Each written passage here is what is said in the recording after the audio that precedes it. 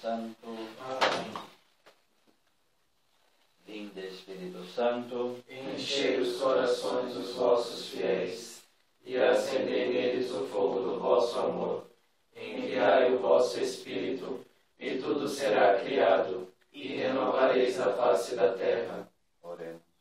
Ó Deus, que instruíste os corações dos vossos fiéis com a luz do Espírito Santo, fazei que apreciemos retamente todas as coisas, segundo o mesmo Espírito, e gozemos sempre da sua consolação. Por Cristo, Senhor nosso. Amém.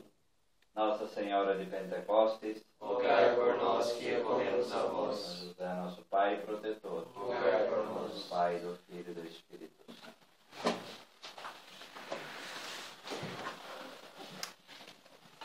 A gente vai ver uma parte hoje, uma parte na próxima semana, porque a coisa aqui é difícil, né?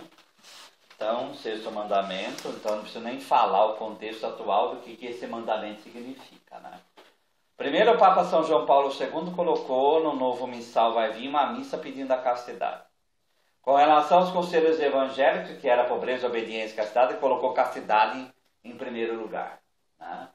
Pelo contexto que a gente está vivendo hoje. Então, pedofilia, a homossexualidade, teorias de gênero, seja lá o que for, tudo isso gira em torno disso aqui. Tudo isso gira em torno disso aqui. Quer dizer, cultivar a castidade é algo que hoje se tornou causa de salvação eterna. Tá? Causa de salvação eterna. Então a gente tem que lidar com isso. Somos assediados de muitos modos. Nunca a pornografia teve tanta disposição do ser humano. Nunca na história humana você teve acesso a sexo virtual como é hoje. Nunca na história humana se tem uma comunicação como se hoje se tem. Então, a castidade hoje se tornou algo primordial para a santidade de uma pessoa. Certo? Então, primeiro, homem e mulher os criou. Então, não cometerás adultério, mas aqui do adultério vai surgir a figura da castidade. Tá? 31 aí.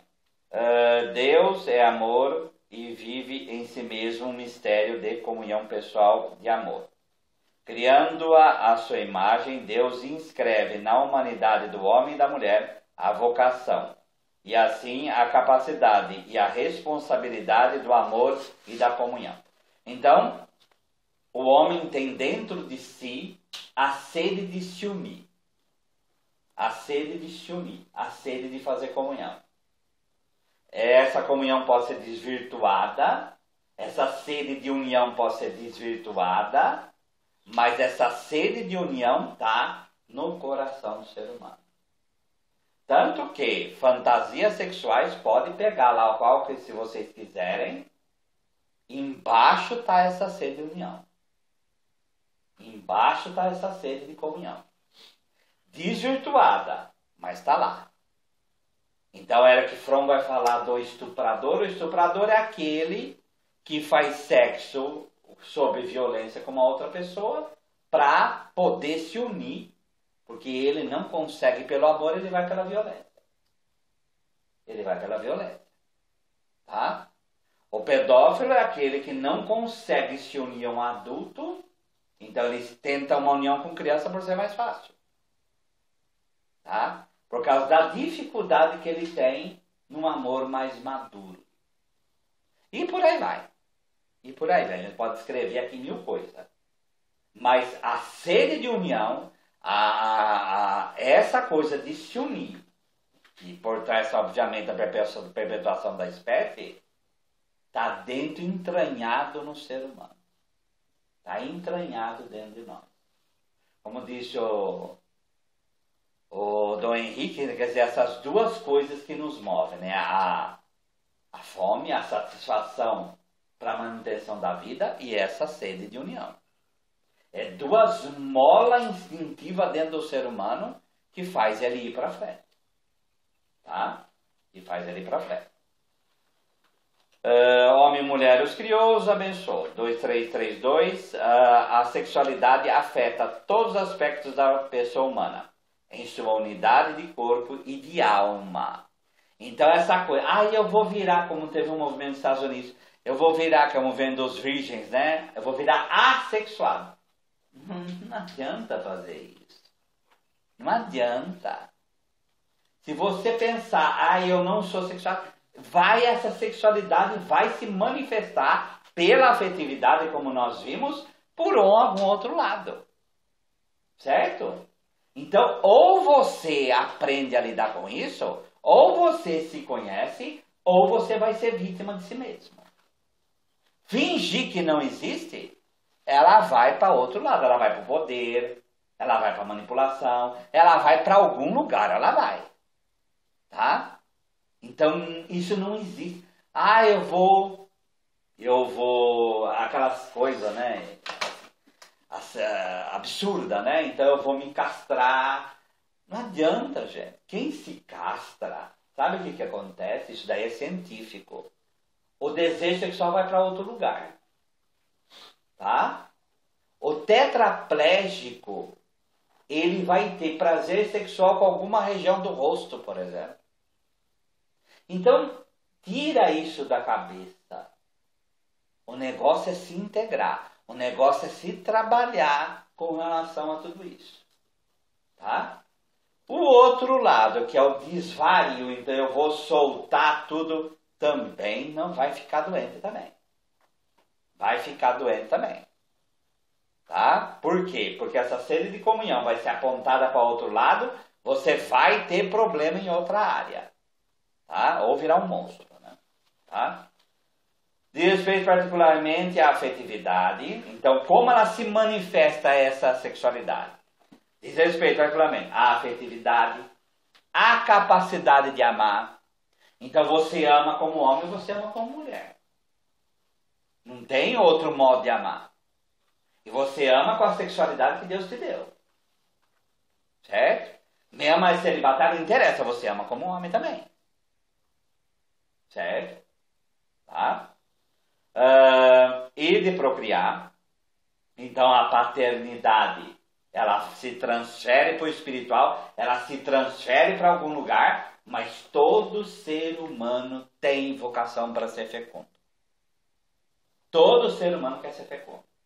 Ninguém sonha, que maravilha ser estéril. Que maravilha não ter ninguém. O ser humano tem uma ânsia de comunhão e ele tem uma ânsia por ser fecundo, por ser pai ou mãe no caso. Tá?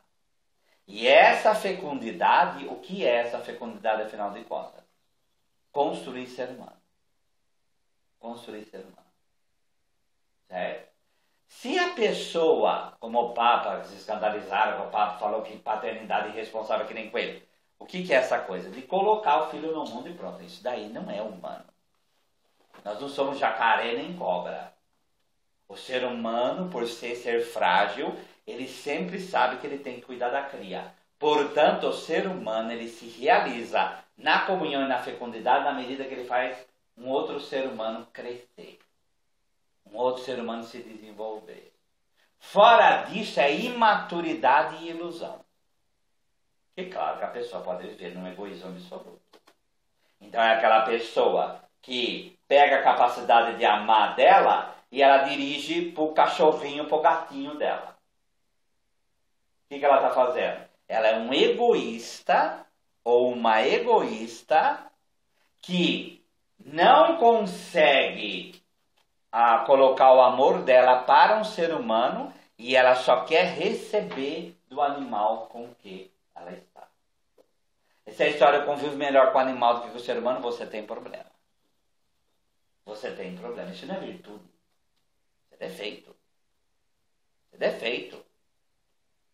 Tá? E isso daí é o quê? Isso é se castrar. Isso é verdadeiramente pegar a capacidade que você tem de construir ser humano e você se fechar dentro de si mesmo. Tá? Eu tenho crise de paternidade. Primeira pergunta que deveria ser feita. Que visão de paternidade você tem? Que visão de maternidade você tem? Tá? Porque às vezes não é É aquela pessoa que quer o filho como um prêmio, quer o filho como um bonequinho, quer o filho para manipular, mas não quer um ser humano para crescer. Nós somos discípulos de um Deus que fez carne, e esse Deus ficou solteiro, sendo carne. Mas o homem mais fecundo deste mundo é um celibatário. Jesus. Porque ele construiu o ser humano. E ele tinha abertura com criança, tinha abertura com mulher, que é o evangelho de hoje, Lucas 7. Tinha abertura com homens, tinha abertura com jovens, tinha abertura com idosos. E ele construía todo mundo. Jesus é paterno até você chegar. Ele é fecundo até você chegar. Deu para entender o que é ser fecundo?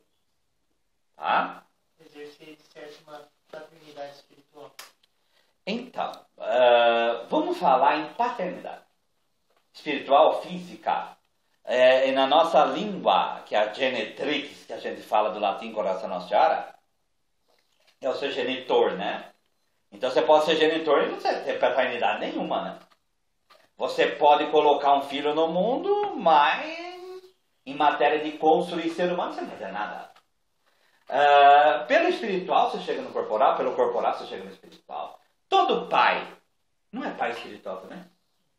Nós, como pai espiritual, mas também a gente vai construir o ser humano de outra maneira. Tá? Mas é sempre, porque senão a gente vira pai de rezação. Né? Então achar que dá algumas orientações em matéria de rezar, você já está sendo pai espiritual. Você não está sendo pai espiritual. Pai espiritual que faz outro crescer. Entenderam? Tá? Padre, nessa parte de procriar, você falou, né? Todo mundo procria, né? É algo que, tipo, que aconteceu, né? Lá no grupo de oração, né? Tinha um pregador, né? Que ele, não sei se isso é mito, é verdade, né? Que ele falava assim, que na pregação dele, isso também abalou muito o jovem, né? Fala assim, você que tem um chamado, tipo assim, Deus coloca no meu coração que você vai ser um futuro sacerdote. E ele falava, né? Você pode ter várias mulheres, mas você nunca vai conseguir mais, tipo assim, ter filhos. Porque a sua vocação é ser sacerdote, entendeu? Então, vamos transferir isso para outro lugar. O solteirão lá da sua paróquia, a solteirona da sua paróquia.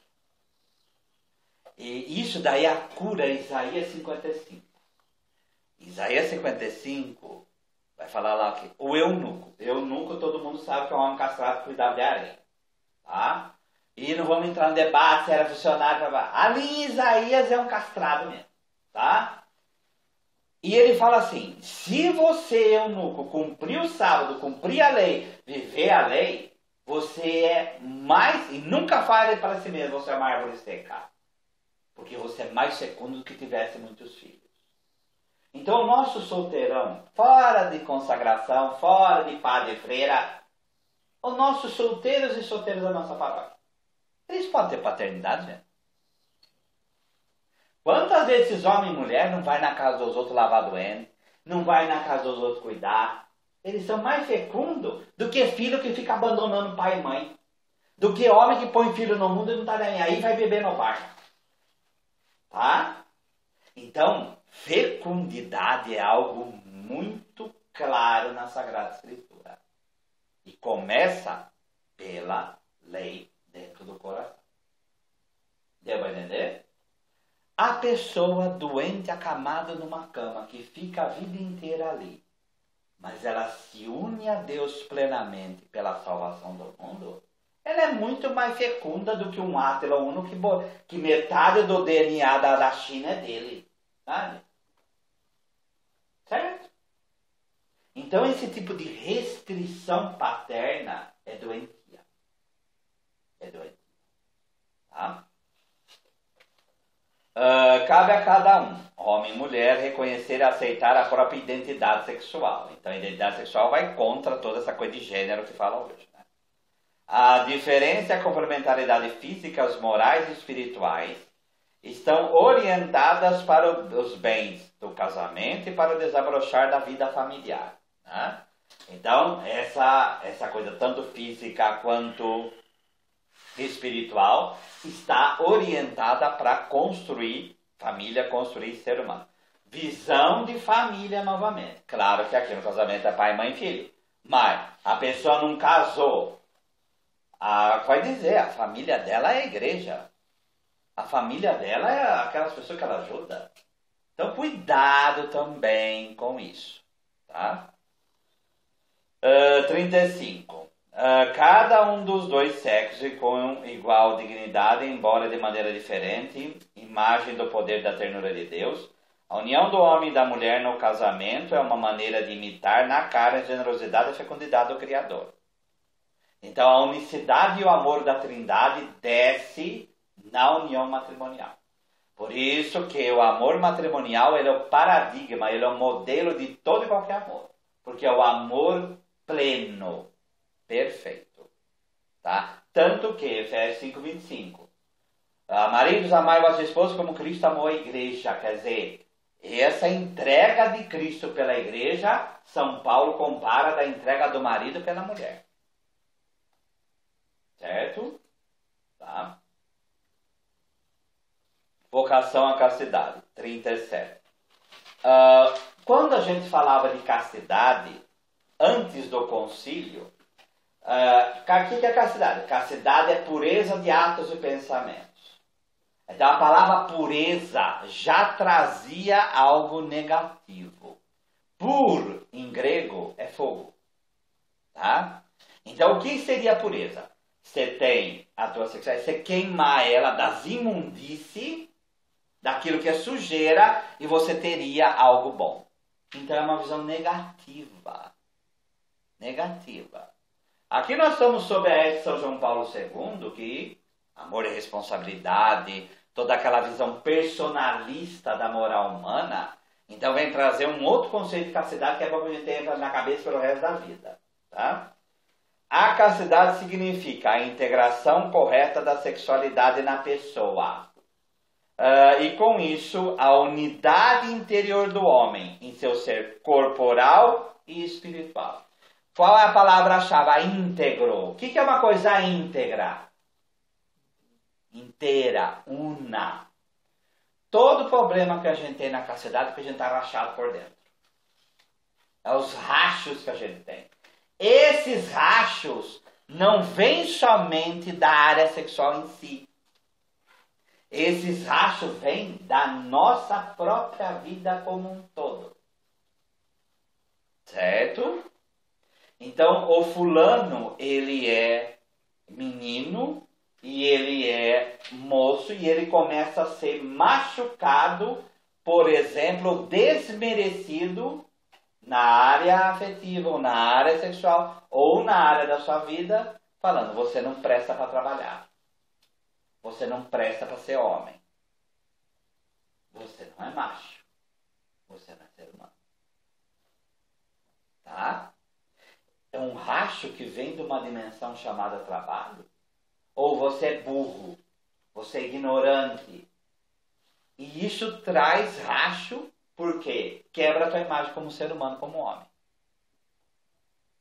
E isso vai trazendo racho para dentro da tua afetividade, da tua sexualidade, da tua compreensão a si mesmo como homem.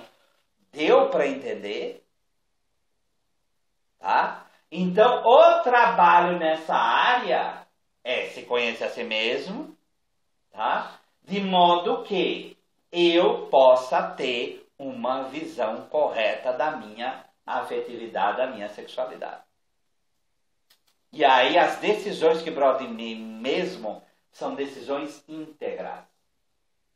E não decisões dúbias, rachadas. Tá? Não só na área da sexualidade, mas em outras áreas também. Então, a alegria que a pessoa tem em diminuir um outro ser humano pelo bullying é uma pessoa que está rachada na própria sexualidade. É uma pessoa que tem problema. E ela sente prazer em diminuir as outras pessoas, porque, como ela não consegue numa área, ela vai conseguir através de outra. Então ela está rachada por dentro. Ela tem problema. Por isso, a sexualidade deve ser trabalhada nisso. Sexualidade na qual se exprime a pertença do homem ao mundo corporal e biológico torna-se pessoal e verdadeiramente humana quando é integrada na relação de pessoa a pessoa, na doação mútua, integral, temporariamente ilimitada do homem e da mulher. A virtude da castidade comporta, portanto, a integridade da pessoa e a integralidade da doação. Quer dizer, quando eu consigo me doar totalmente, que é isso que a gente chama de amor. Então eu consigo me doar para produzir vida na outra pessoa. Se eu estou me doando para conseguir algo em troca, se eu estou me doando para conseguir a atenção da pessoa, se eu estou me doando para fazer algo em benefício de mim, mesmo se for a longo prazo, eu vou fazer o bem para aquela pessoa, porque lá na frente ela vai poder me ajudar, eu tenho problema em mim. Minha sexualidade não está bem, não. A minha visão de ser humano como homem não está bem, não. Deu para entender? Tá? Integridade da pessoa. A pessoa casta mantém a integridade das forças vitais e de amor depositadas nela. Essa integridade garante a unidade da pessoa e se opõe a todo comportamento que venha feri-la. Não tolera nem a vida dupla, nem a linguagem dupla, que é a linguagem dúbia, que é a linguagem de instrumentalização da outra pessoa. Tá? Tem gente que não consegue ter outra visão na vida se não for uma visão utilitarista, uma visão de usar os outros. Tá? Todas as piadas nessa área, se a gente reparar, é uma coisa de como eu vou usar o outro. Como eu vou usar a outra pessoa. Então, quando desmerece, por exemplo, a mulher, é o quê? Como eu vou usar essa mulher? Tá? Como eu vou transformá-la em objeto? Então, eu desmereço para usar. A mesma coisa com o homossexual, a mesma coisa é com o negro, e assim vai. E assim vai. Tá? Essa linguagem dúbia, maliciosa, ela sempre dá prazer para quem a faz, porque a pessoa se sente acima do outro. Então eu me sinto acima ao desmerecer alguém. É a linguagem machista. É a linguagem feminista. Tá? E por aí vai. Tá?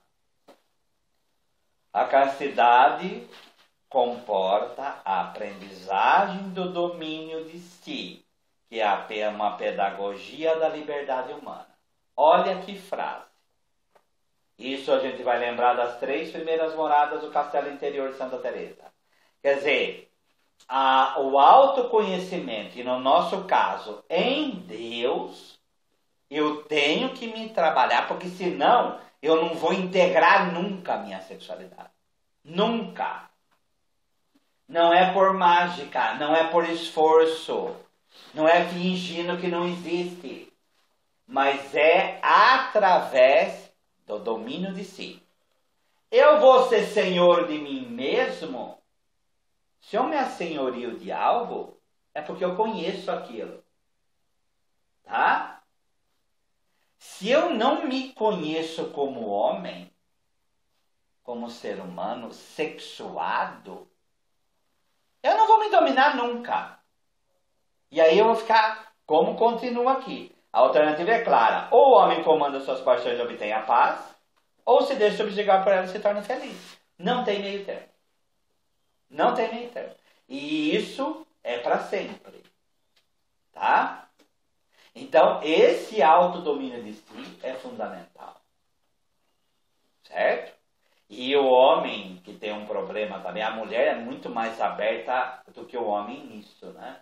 O homem, por ter a genitália exposta, ele acha que ele sabe tudo. Ele acha que ele sabe tudo. E sabe nada. E sabe nada. O fulano que estupra uma mulher e fala que a culpa é dela, ele demonstra plenamente: eu não me conheço. Eu não me conheço. Eu não sei quem eu sou. Tanto que os santos passaram por tentações, tá? E Santo Antão, o demônio se apresentar em forma de mulher, aquela coisa toda. Por quê? Porque eles eram homens íntegros. Íntegros. Então não importa o tamanho dos problemas que você tem. O importante é optar por crescer. O importante é optar por se conhecer. E é obrigação fazer isso. Porque senão, ela vai te engolir. Por isso que o Frei Moser, ele escreveu um livro sobre sexualidade, chama O Enigma da Esfinge. Como que a esfinge se apresentava? Ou decifra-me, ou eu te devoro. A sexualidade é a mesma coisa. E aí vem a afetividade e companhia. Ou você me decifra, ou eu vou destruir tua vida. Não tem outra opção. Tá? A dignidade do homem exige que ele possa agir de acordo com uma opção consciente e livre. Isto é, movido e levado por convicção pessoal e não por força do impulso interno cego ou debaixo de mera coação externa. Então, castidade não é mera coação externa. Eu posso tomar remédio só se for algo doentio. Fora isso, não. Fora isso, não. Eu tenho que me conhecer para me dominar. Tá?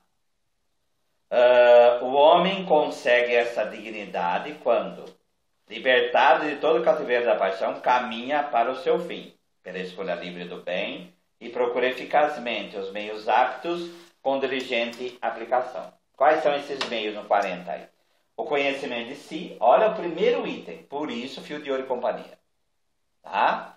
Quer dizer, esse conhecimento de si é primordial para chegar à castidade. Por isso, caiu na castidade. Pergunta que deve ser feita. Não é só ir lá confessar, acabou. Por que eu caí? E às vezes é bom na confissão, ou sempre, colocar por que caiu.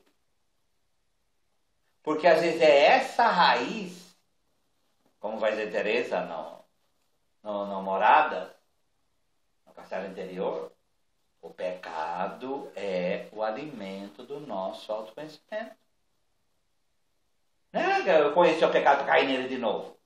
É conhecer para entender, ter esse conhecimento de si. Senão a gente fica só na exterioridade e não entende porque peca. E aí vai cair de novo. Deu para entender? Agora tudo isso feito no Espírito Santo. Não é também um show de psicologia, não. Tá? A prática de uma ascese adaptada às situações em que se encontra. Então eu me abster e trabalhar a si mesmo em certas áreas da minha vida. A obediência aos mandamentos divinos, não só o sexto, mas os outros mandamentos também me ajudam a cumprir o sexto. Tá? Por exemplo, desde a gula, passando pela inveja, eu vou me abstendo do prazer em outras áreas, vai me ajudando a me abster do prazer na área sexual. Deu para entender? Tá? Então essa ascese, claro que também dentro da castidade, mas também as outras asceses vão me ensinando a ser forte, vão me ensinando a ser temperante, vão me ensinando a dosar as coisas. Certo? A prática das virtudes morais, a fidelidade na oração. Tem que rezar a própria castidade. Tem que rezar a própria castidade. E tem que pedir para Deus a própria castidade. São José é um intercessor claro nesse ponto. Né? Tá? A castidade nos recompõe, reduzindo-nos a esta unidade que tínhamos perdido quando dispersamos na multiplicidade. A virtude da castidade é comandada pela virtude cardeal da temperança, como eu falei, que tem em vista fazer depender da razão as paixões, o apetite da sensibilidade humana, e não ser servo dele. O domínio de si mesmo é um trabalho a longo prazo. Nunca, esse nunca, ele é na língua portuguesa de verbo de tempo, né? Então, tradução. Nunca deve ser considerado definitivamente adquirido. Não importa se você tem 89 anos, você vai ter problema nessa área, viu? Tá? E vai ter que estar vigilante com 89 anos. Essa ilusão, ficou velho. Tira essa besteira, isso aí é lenda. Sabe por quê? Você pode, por exemplo, não ter ereção. Mas a tua cabeça, a tua sensibilidade vai te levar a pecar. Deu para entender? Aqui não é só função de manter relação sexual, não. Aqui é ser casto plenamente. No olhar, no tato, em tudo. Certo? Por isso é uma luta para toda a vida. Para toda a vida. Supõe um esforço a ser retomado em cada uma das idades. Cada época da tua vida vai ser um problema diferente na área da castidade. Então, cada época vai ser um modo. O adolescente, ele não tem permissão para pecar. Só que está aflorando, então ele vai ter a especificidade da luta dele. O jovem, o adulto, a meia-idade, o idoso, a mesma coisa. Cada um na sua respectividade com as suas labutas, com os seus trabalhos. O esforço necessário pode ser mais intenso em certas épocas, por exemplo, que eu acabei de dizer, quando se forma a personalidade, durante a infância e adolescência. A castidade tem leis de crescimento.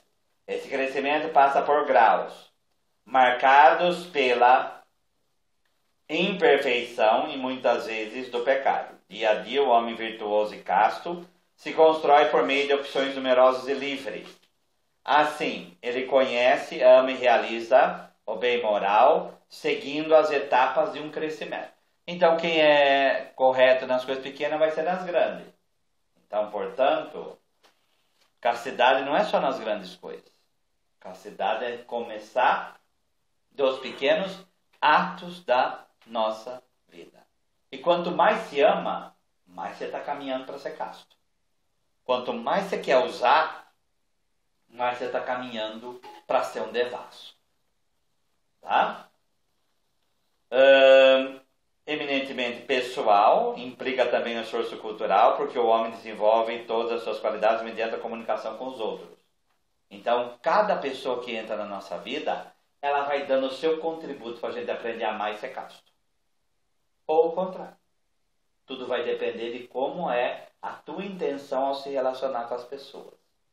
Tá? A castidade, 45, é uma virtude moral. Que é também um dom de Deus. Uma graça, um fruto de obra espiritual. É as duas coisas. É uma virtude, porque tem o nosso lado humano que se esforçar. Mas a gente tem que pedir para Deus a graça da castidade. A gente tem que pedir para Deus a possibilidade de ser casto. Tá? E não perder a força nisso, né? O Espírito Santo concede o dom de imitar a pureza de Cristo, né? Aquele que foi regenerado pela água do batismo, que nos unimos a Ele. Se a gente tem que morrer como a gente tem que morrer também para essa área da nossa vida. Como na 1 Coríntios 7, aqueles que têm mulher que vivam como se não tivessem. Tá? Por quê? Porque você não pode endeusar a mulher. Isso é até para o homem casado. Coloca a tua mulher no lugar dela, não no lugar de Deus. Tá? A caridade é a forma de todas as virtudes, inclusive da castidade. Influenciada por ela, a castidade aparece como uma escola de doação da pessoa. Se amor é doação, se amor é entrega de si mesmo para que eu tenha vida e vida em abundância, conforme está João 10:10, a castidade é um instrumento para a gente amar. É um instrumento para a gente amar. O domínio de si mesmo está ordenado para a doação de si mesmo. Então não adianta eu me conhecer para eu falar para os outros, olha como eu sou casto. você está deixando de ser casto, passando a ser orgulhoso. Você está trocando um pecado por outro. E você está canalizando a tua... Está virando, como diz os padres da igreja, não adianta ser casto e ter coração gelado. Coração de pedra. Então você vai pegar, canalizar essa força toda para o mal, por teu orgulho. É para ser casto, é para ser íntegro, para que na ação que você fizer, você se colocar totalmente naquela ação que você está fazendo. Se não, para que está dominando a si mesmo? Você domina a si mesmo para se doar. Essa é a equação cristã. Certo? Tá? A castidade leva aquele que a pratica a tornar-se para o outro a testemunha da fidelidade, da ternura de Deus. Como no Evangelho de hoje. Jesus, para aquela mulher em Lucas 7, ele foi extremamente terno. Enquanto o fariseu Simão foi extremamente frio. Tá? Não estava nem aí com a mulher. A virtude da castidade desabrocha na amizade. Hoje esse conceito da amizade, antigamente a gente falava que o conceito de amor está desgastado. E está cada vez mais desgastado.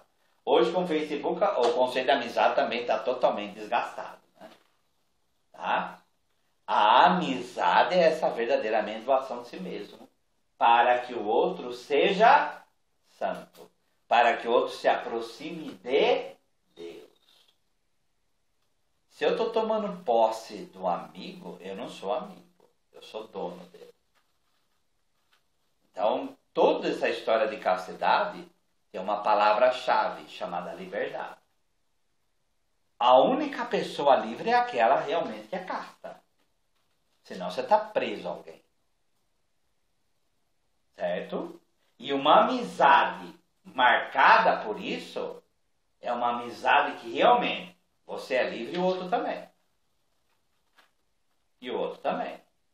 Se não houver isso, é aqueles casos que a gente vê. O marido, ele se torna possuidor da esposa, ou da namorada, ou da noiva. E aí, se ela larga ele, ele vai lá e a mata. Isso é para ver o tamanho da força desse negócio aqui. E por que que ele a mata? Porque ele via nela a fonte de vida. Se ele via nela a fonte de vida, ele é um idólatra. Porque só Deus é a fonte da vida. Ficou claro? E aí ele faz o quê? Ele a mata e fala a famosa frase, né? Se você não vai ficar comigo, não vai ficar com mais ninguém. E ele depois se mata. Porque a razão de viver é a mulher. Idolatria. Tá? Idolatria. Mostra ao discípulo que deve seguir e imitar. Aquele que nos escolheu como seus próprios amigos. Então somos amigos dele. Se doou totalmente a nós. E aí a doação de cruz. E nos faz participar de sua condição divina. A castidade é promessa de imortalidade. Os puros de coração verão a Deus. Claro que por eles ali é uma visão completa, mas é óbvio que comporta também a castidade. A castidade se expressa principalmente na amizade ao próximo. Como você é amigo do outro, mostra como você é casto ou não. Certo? Então, pessoa fria e usa o outro. Pessoa subserviente. Pessoa instrumentalizante. Pessoa com ciúme doentio. Pessoa... Tem problema. Tem problema. Tá? Então, o modo como... Eu não estou falando os outros ser amigos seus. Você vai estar sempre com gente instrumentalizada. A vida é assim. A pergunta é, como você é amigo dos outros? Como você lida com a amizade? Aí é o prisma para saber como está a tua castidade ou não. Certo? desenvolvida entre as pessoas do mesmo sexo, do sexo diferente, a amizade representa um grande bem para todos e conduz à comunhão espiritual. Todo batizado é chamado à castidade. O cristão se vestiu de Cristo, modelo de toda a castidade. Todos os fiéis de Cristo são chamados a levar uma vida casta, segundo o específico do seu estado de vida. Então, tem dois tipos de castidade, tá? Como não fala no próximo aí, no 49. Uma na virgindade e no celibato consagrado. Maneira eminente de se dedicar facilmente a Deus, a um coração indiviso. Outras da maneira como a lei moral determina, conforme forem casados ou celibatários. As pessoas casadas são convidadas a viver a castidade conjugal. Os outros praticam a castidade na continência. Então tem dois tipos de castidade. Ou a castidade na continência ou a castidade matrimonial. Não é porque é casado que você tem autorização, por exemplo, para ver filme pornográfico, por exemplo. Ah, mas eu preciso da excitação. Isso não existe. Tá? Então a pornografia é tanto pecado para o solteiro como é pecado para o casado. Não é pecado para um e para o outro, não. Tá? E a relação do marido deve ser casta com a esposa e vice-versa. E às vezes a gente cai na ilusão pensando o quê? É tudo mais fácil. Não é. Às vezes a castidade matrimonial ela é mais difícil que a castidade celibatária. Por isso São Paulo, na 1 Coríntios 7, vai falar, prefiro que não casem, né? Claro que tinha lá o clima de fim de mundo, aquela coisa toda. Mas não é fácil também ser casto dentro do matrimônio. Certo?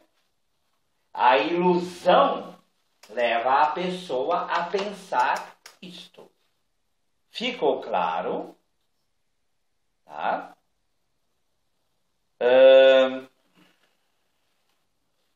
Os noivos, 350, são convidados a viver a castidade na continência. Nesta aprovação, eles verão uma descoberta e respeito mútuo, uma aprendizagem da fidelidade e da esperança de se receberem ambos da parte de Deus. Reservarão para o tempo do casamento as manifestações de ternura específica do amor conjugal, a ajudar-se-ão mutuamente a crescer na castidade. Então, quem namora, noiva e casa, é chamado através da própria afetividade a fazer o outro ser mais santo. E aí, qual é o limite da afetividade entre namorado e namorada, noiva e noiva? Tudo aquilo que passa a ser causa de excitação para a relação sexual começa a ultrapassar a linha da afetividade de noivado e de namoro. Certo? E aqui, namoro e noivado, para a igreja tem um conceito só. É preparação para o casamento. Esse negócio de namorar ou noivar só para ficar recebendo afeto do outro ou dando afeto para o outro sem nada, isso daí não é namoro. Então, ficar e outros nomes que se dê, isso começa a sair do esquema. Começa a sair daquilo que é a afetividade cristã. Então, o critério é esse. Esse é o critério de discernimento para saber até onde vai, até onde não vai. Ficou claro? Tá? E aí as ofensas, né?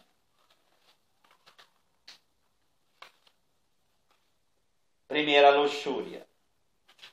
É o desejo desordenado ou um gozo desregrado do prazer venéreo. Prazer sexual é moralmente desordenado quando é buscado por si mesmo, isolado das finalidades da procriação e da união. Então, primeiro, essa luxúria na primeiro tipo de castidade sempre vai ser pecado. Então, um dos modos de chegar numa verdadeira castidade é na medida que você realmente renuncia ao prazer. Não tem como. Não tem como. Tá? Então, na medida em que você coloca isso para outro lado, para baixo, aí é um modo de ser feito. Se tiver alguma intenção em ter prazer, seja lá no que for, você está sendo escravo da tua luxúria. Mas tem uma coisa aqui que fala, né? Isolado, se é buscado por si mesmo, isolado da procriação e da união, ele também se torna pecaminoso. Então, o prazer dentro do casamento, ele pode ser pecaminoso também. Se o homem transforma a mulher num objeto de prazer da vida dele. Tá? Aí, é tão pecado quanto o do solteiro. O do solteiro. Tá? E aí vira uma própria idolatria com relação ao prazer. E isso também é o que é a luxúria. Deu para entender, gente? Por que esse é o primeiro pecado que vem aqui?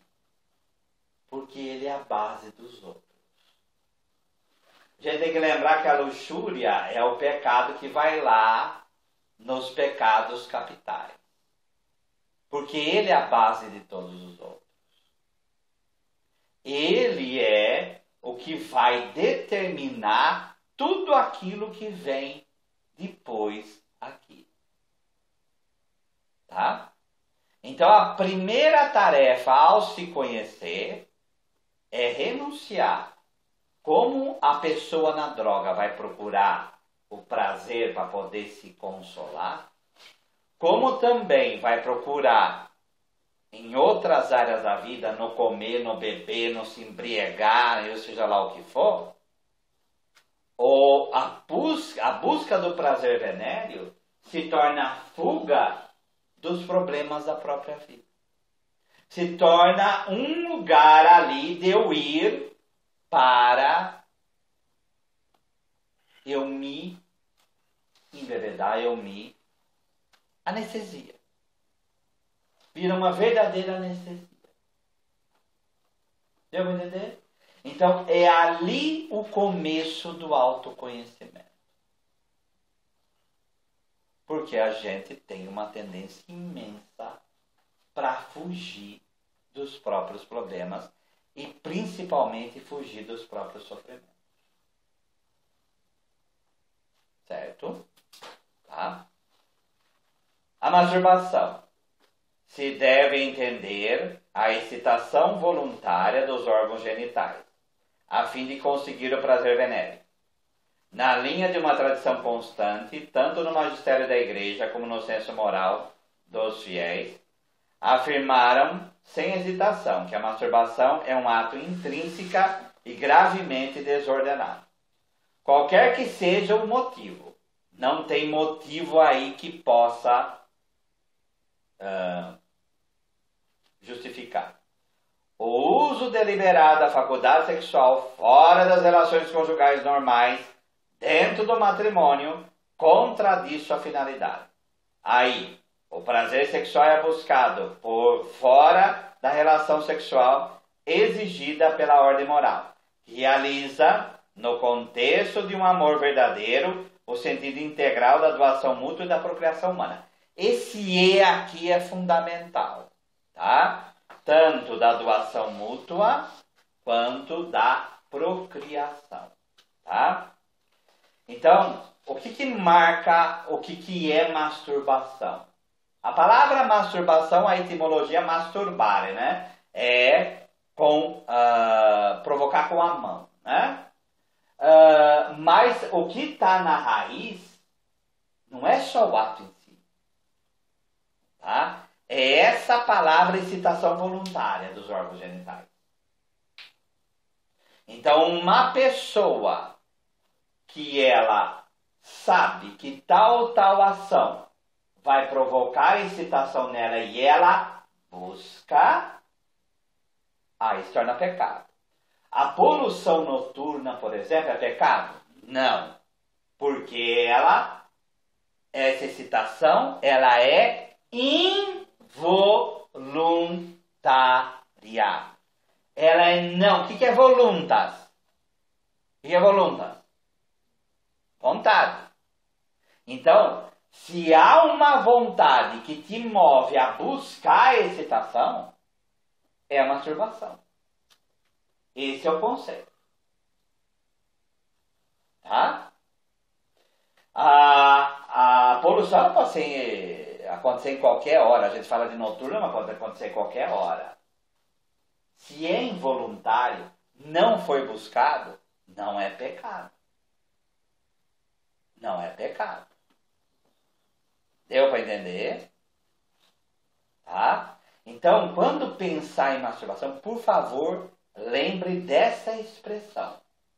É essa excitação por vontade, é essa excitação voluntária que caracteriza aí a masturbação. Certo? Mas aí vem.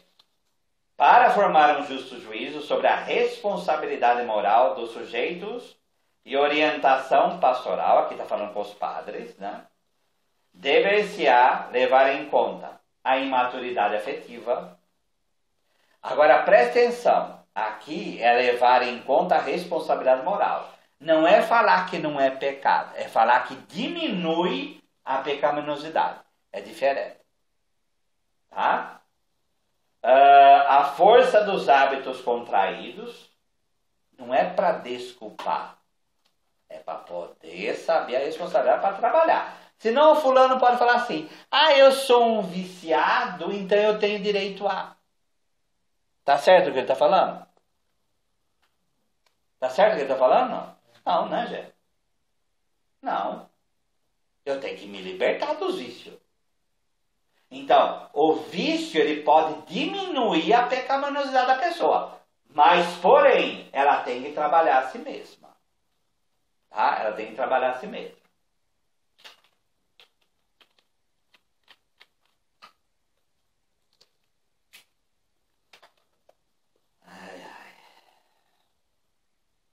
A força dos hábitos contraídos é a mesma coisa.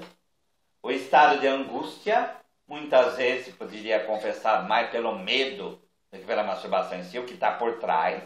Tá? Outros fatores psíquicos ou sociais que minoram ou deixam mesmo extremamente atenuada a culpabilidade moral.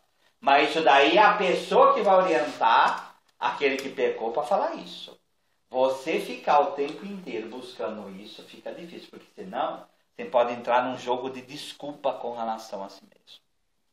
É uma luta que vai pela vida toda. Fornicação é uma união carnal fora do casamento. Então, às vezes, as pessoas, quando elas falam, elas misturam fornicação com adultério.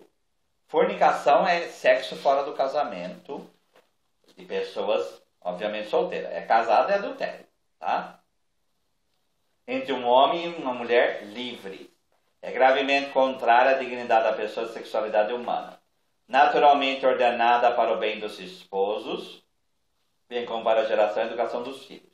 Além disso, é um escândalo grave quando há corrupção de jovens, né? Porque aí só agrava o pecado.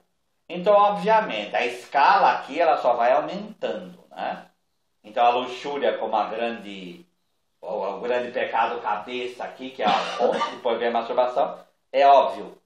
Quanto mais o pecado se exterioriza, quanto mais ele envolve pessoas, mais grave ele é. E quanto mais essa categoria de pessoas é mais próxima a você, mais grave ele é. Tá?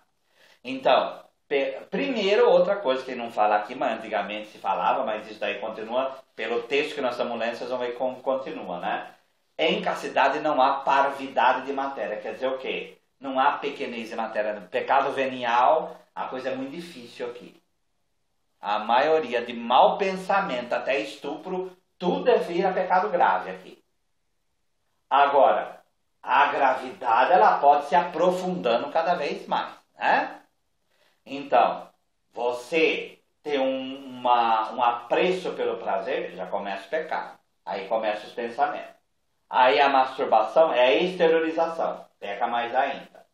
Entra a pornografia na história, peca mais ainda. Vai para uma relação virtual, mais ainda. Vai para uma relação carnal, a coisa só vai piorando. Quanto mais vai envolvendo fora e categorias de pessoas, pior o teu pecado vai ficando. Deu para entender? Então, os agravamentos aí, a coisa é muito grave.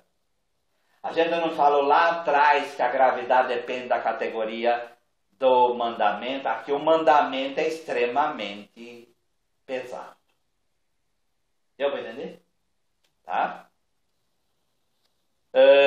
A pornografia consiste em retirar os atos sexuais reais ou simulados da intimidade dos parceiros para exibi-los a terceiros de maneira deliberada. Ela ofende a castidade porque desnatura o ato conjugal, doação íntima dos esposos entre si, atenta gravemente contra a dignidade daqueles que a praticam, atores, comerciantes e público, porque cada um se torna para o outro objeto de um prazer rudimentar e de um proveito ilícito. Mergulha uns e outros na ilusão de um mundo artificial. É uma falta grave. As autoridades civis devem impedir a produção e distribuição de materiais pornográficos. Agora, esse texto aqui é de 1992, né? Quer dizer, a coisa de 92 para cá, a coisa se tornou um absurdo. Né? E hoje, vocês sabem que tem pessoas com um vício tão entranhado que vira um verdadeiro problema psiquiátrico para ser tratado. Até 92 a pornografia era crime? Oi? A pornografia era crime até 92? Por quê? Não, ele só disse que isso daqui foi escrito em 92, era para ter inibido, né? Quer dizer, não, a coisa só piorou. Com a internet, só piorou. Nunca na história humana teve tanta facilidade para atingir. Nunca. A facilidade hoje é absoluta. Como que era antes aqui em 1900? Tem um documento da igreja, se vocês quiserem, vocês podem ler na internet, deve ter na internet, pornografia e violência, porque as duas se unem, né? Tá? As duas se unem. Naquele tempo, a pessoa precisava fazer o quê? Ela precisava ir numa banca de jornal, pagar e comprar. Então tinha uma barreira de tempo e uma barreira de espaço. Certo? Não tem mais barreira nem de tempo nem de espaço hoje. A coisa é instantânea. E uma facilidade absoluta. Qual a consequência disso? Não sei. Freud falava do tabu, né? Aqui, que tabu tem mais hoje? Freud hoje se escandalizaria com o que está acontecendo. A prostituição vai contra a dignidade da pessoa que se prostitui, reduzida assim ao prazer venéreo que dela se obtém. Quer dizer, transformar a pessoa numa coisa aí de forma absoluta. Aquele que paga, peca gravemente contra si mesmo. Viola a castidade, a qual se comprometeu em seu batismo, e mancha seu corpo como templo do Espírito Santo. A prostituição é um flagelo social. Envolve comumente mulheres, mas também homens, crianças, que é a pedofilia, né? Ou adolescentes. Nesses últimos dois casos, ao pecado soma-se um escândalo, que é aquela coisa do pequenino. Né? Se é sempre gravemente pecaminoso entregar-se à prostituição, a miséria, a chantagem e a pressão social podem atenuar a imputabilidade da falta. Né? Às vezes a prostituta ela é menos pecaminosa do que quem vai prostituir com ela. Porque aí é um jogo de liberdade. Às vezes tem prostituta que se prostitui para comer e para dar comida para os filhos. E o fulano que se ocupa dela, às vezes é mais culpado do que ela. Certo? E o último aqui, o estupro, designa a penetração à força com violência na intimidade sexual de uma pessoa. Então aqui é a união plena do sexo com a violência, né? Fere a justiça e a caridade. O estupro lesa profundamente o direito de cada um ao respeito, à liberdade e à integridade física e moral. provoca um dano grave que pode marcar a vítima por toda a vida.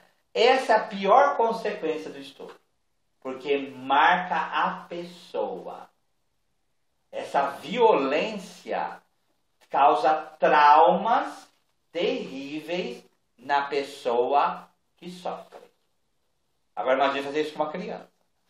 É algo que vai levar pro resto da vida. Né? Tá? É sempre um ato intrinsecamente mau. Ninguém vai falar que pode estuprar alguém. Óbvio. Mais grave ainda é o estupro cometido pelos pais, que é o incesto. Incesto é relação entre parentes. Tá? Então, aqui a gravidade se torna maior ainda. Né? Por quê? Porque entra relação de parentesco na história. Porque a família deveria ser segurança para a pessoa. E aí ela faz exatamente o contrário. Então você quebra tanto na área da sexualidade, como você quebra também na área da família. Então o pecado aqui é infinitamente maior. Certo? Ou educadores quanto às crianças que são... Aí padre também não precisa nem falar. A gente já vê isso na mídia assobeja, né? E aí vai entrar, quebra, relação com Deus. Então aí a coisa, o escândalo é maior ainda. Certo? Vamos parar por aqui, depois na outra a gente continua. Alguma questão? Na questão, por exemplo, do Marajó, né? Que joga histórias. Sim, o Dom Ascona denunciou. Daquelas questões da prostituição realmente preocupada de comida. Às vezes a família, né, manda a criança, a adolescente lá, a adolescente ela nem quer tanto. O pecado seria da adolescente? Ela mesma... Ela também, de acordo com a consciência moral que a criatura tem, mas a consciência aí diminui a responsabilidade por causa da medo grave, violência e idade. Quem faz, pior ainda. Quem usa, pior ainda. Aí a gradação do pecado só vai aumentando. Tá? Em pé. Nós damos graças, Senhor, por todos os vossos benefícios, vós que viveis e reinais, pelos séculos dos séculos. Amém. Nossa Senhora de Pentecostes, rogai por nós que recorremos a vós. São José, nosso Pai e protetor.